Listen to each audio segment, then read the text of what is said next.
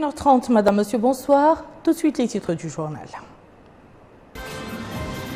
Les 3 wilayas de Nouakchott abritent le lancement d'une campagne de sensibilisation afin de vulgariser le discours du président de la République lors du meeting populaire de Néma.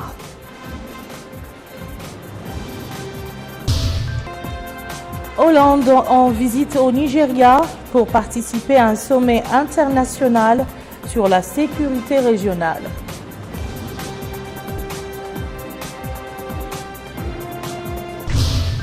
Une explosion dans les environs de Diyarbakır en Turquie fait 4 morts parmi les militants du Parti des travailleurs du Kurdistan. Et nous ouvrons ce journal par le démarrage des travaux d'un atelier de sensibilisation et de mobilisation des parlementaires sur les directives volontaires pour la gouvernance responsable en matière d'accès à la terre, à la pêche et aux forêts dans le cadre d'une lutte conséquente contre la pauvreté en Mauritanie. Salam Majbour Salam. La rencontre vise à impliquer les parlementaires dans la dynamique d'une gestion foncière responsable. Une gestion inspirée d'un système appelé directive volontaire qui encourage notamment l'accès des populations issues des milieux défavorisés à la terre et à ses ressources naturelles, dont la forêt et la pêche. L'atelier est justement destiné à renforcer la perception de l'approche par les parlementaires. Des parlementaires qui saluent une telle initiative par la voix du premier vice-président de l'Assemblée nationale. M. Yahya Ousid Moustaphe a émis l'espoir de voir les populations rurales tirer grand profit de toute action allant dans le sens de l'amélioration de leurs conditions de vie. Le soutien du Parlement suscite évidemment un sentiment d'optimisme chez les porteurs du projet, à l'exemple du président du GNAP, Groupement national des associations agro-pastorales de Mauritanie. Il sera suivi du directeur exécutif de l'initiative prospective agricole et rurale. Nous sommes persuadé que cet atelier contribuera à créer un environnement juridique favorable à une gouvernance foncière responsable. Le résultat principal attendu de cet atelier est de créer un mécanisme de suivi au niveau des 2 chambres par la mise en place d'un comité de coordination pour le suivi des directives volontaires.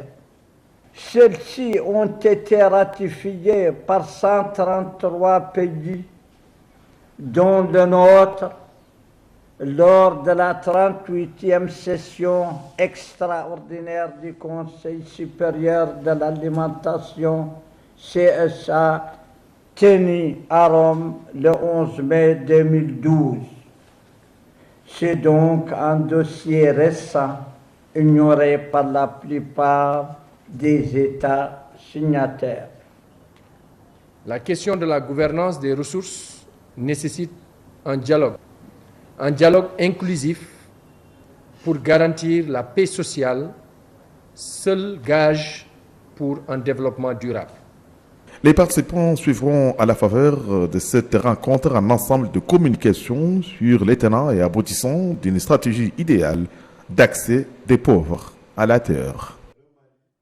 Lancement hier soir au niveau de la wilaya de Nouakchott Nord d'une campagne de sensibilisation pour la vulgarisation du discours du président de la République prononcé à Néma lors d'un meeting populaire il y a quelques jours. Plus de détails sur cette campagne avec Abdelrahman Hamad. Cette campagne de vulgarisation du discours du président de la République, son Excellence M. Mohamed Ould Abdelaziz, prononcé le 3 du mois courant à Néma, est organisée par des délégations mixtes comprenant des membres du gouvernement et des leaders politiques du parti l'Union pour la République IPR.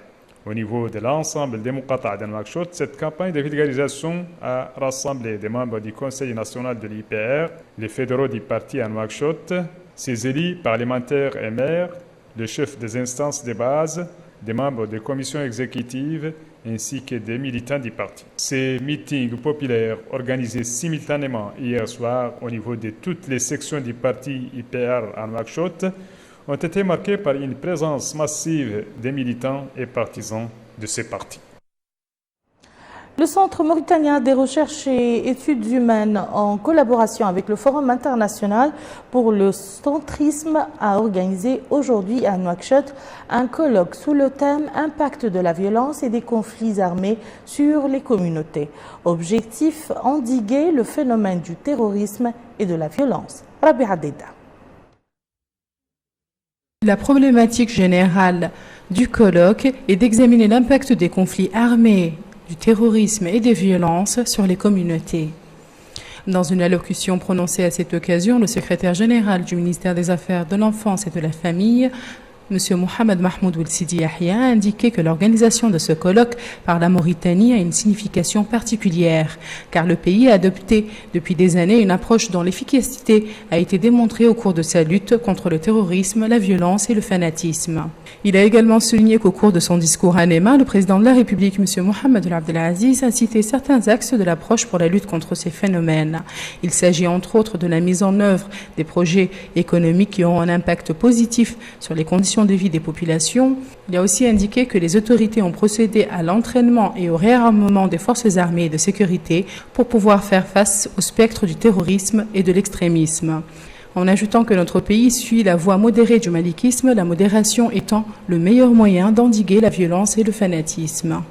Quant au directeur du Centre mauritanien pour la recherche et les études humaines, Dr Mohamed Sid Ahmed Val, dit Bouyati, il a souligné l'importance que revêt ce colloque car il œuvre à la conception d'une voie sûre pour le développement et la stabilité.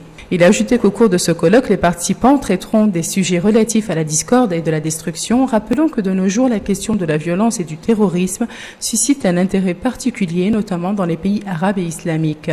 À leur tour, les ulémas mauritaniens, le représentant du secrétaire général du Forum international du centrisme, se sont félicités de l'organisation en Mauritanie de ce colloque qui fait partie d'une chaîne de forums et séminaires que le centre s'attelle à organiser à travers le monde pour endiguer le phénomène du terrorisme et de la violence. Dans le cadre éducatif, la Fédération régionale des associations de parents d'élèves et étudiants de Nouakchott-Nord a organisé aujourd'hui à Toujounine des journées de sensibilisation ayant pour objectif de redynamiser le rôle des associations de parents d'élèves dans l'action éducative, l'enracinement des valeurs de citoyenneté et la lutte contre la déperdition scolaire et la délinquance.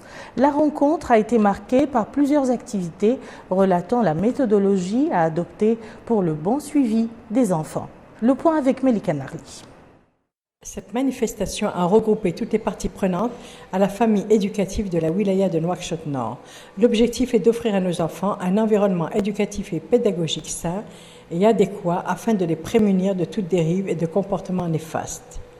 Diverses activités ont émaillé cette manifestation organisée par l'Union régionale des parents d'élèves. L'objectif ultime étant que les enfants d'aujourd'hui soient pétris de valeurs morales à même de leur permettre de participer au développement et à la construction d'une nation soudée. Dans son allocution, le Wali de Nouakchott-Nord a souligné que cette initiative de l'Union s'inscrit dans le cadre des priorités du gouvernement et qu'il est du devoir de tout un chacun, au plan moral et religieux, de s'impliquer dans l'éducation de nos enfants et de les éloigner de tout comportement néfaste, rappelant que l'oisiveté est la mère de tous les vices.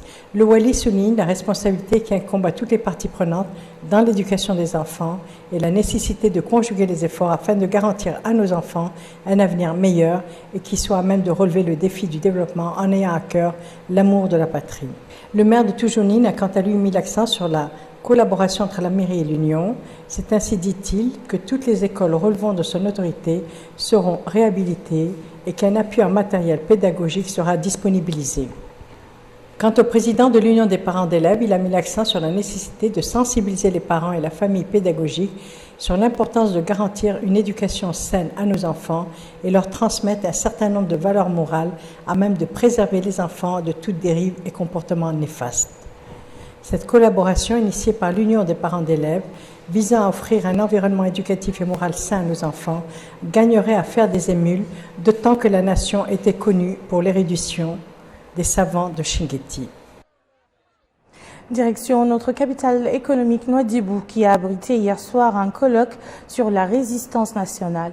Cette rencontre organisée par l'Union des cinéastes mauritaniens a été l'occasion pour mettre en exergue le rôle joué par la résistance nationale. Abdelrahman Hamad. La célèbre bataille d'invasion de la tour de Tijikja, qui s'est déroulée le 12 mai 1905, est l'une des importantes étapes de l'histoire de la résistance nationale contre les forces coloniales en Mauritanie. Dans le cadre de la commémoration de cette opération anticoloniale s'inscrit cette manifestation culturelle qui a pour objectif de faire la lumière sur l'histoire de la résistance dans le but de renforcer la mémoire collective de la nation qui constitue le socle de l'identité nationale.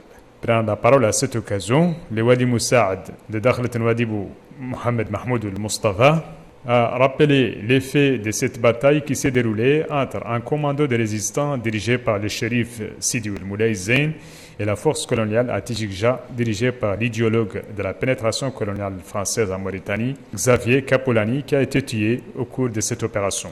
De son côté, la présidente de la section de l'Union des cinéastes mauritaniens à Nouadhibou, Mme Mariam Aziza Taleb, a indiqué que l'objectif de cette manifestation est d'impliquer le 7e art dans la sauvegarde de l'histoire de la résistance nationale. La maire adjointe de la commune de Nouadhibou a, quant à elle, loué l'organisation de cette activité qui permet de faire connaître aux nouvelles générations l'histoire de la résistance nationale. Les intervenants qui ont pris la parole au cours de cette manifestation culturelle s'accordent à dire que l'opération de Tijikja a eu des conséquences positives sur la résistance. La mort de Xavier Capolani a donné un nouveau souffle à la résistance où des poches de résistants se réactivèrent dans d'autres régions du pays.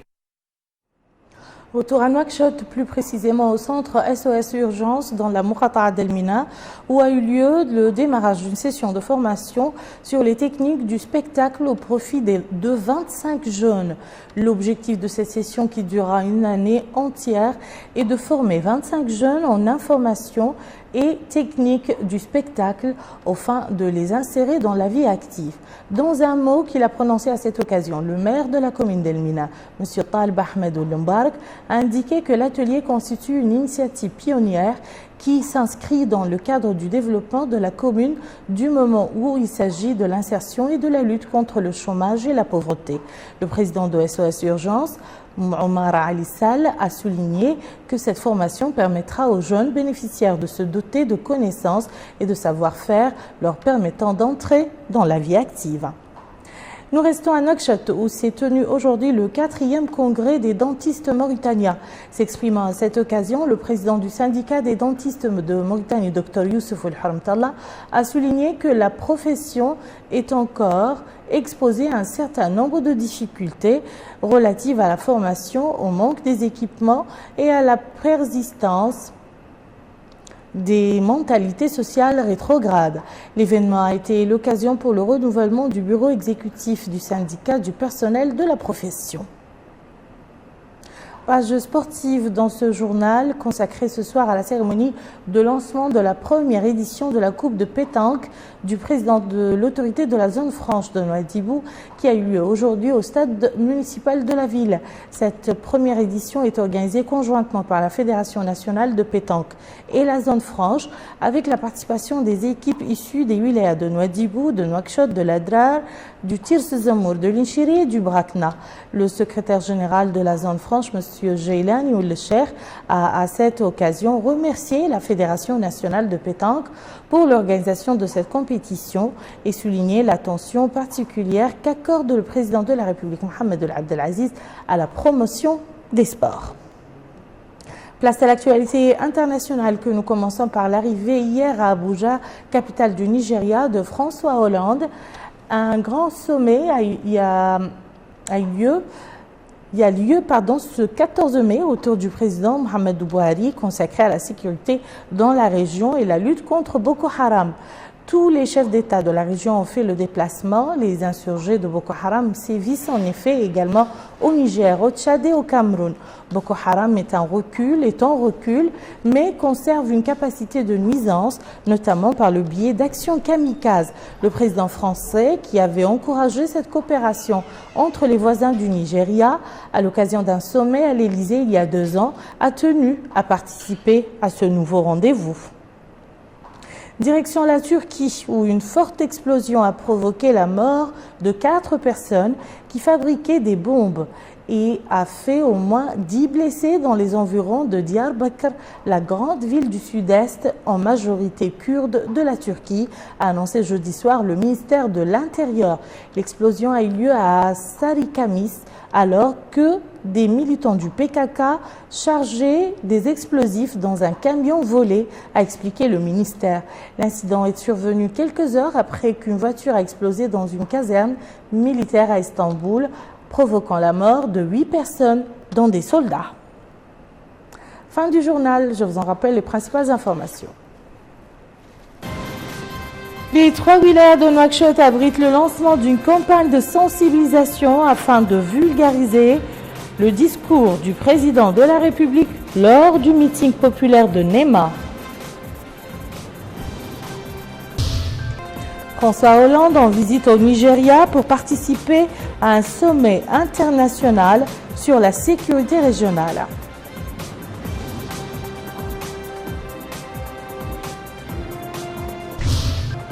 Une explosion dans les environs de Diyarbakır en Turquie fait 4 morts parmi les militants du Parti des travailleurs du Kurdistan. Merci Madame, Monsieur de nous avoir suivis. Je vous souhaite un excellent week-end et à très bientôt, Inch'Allah.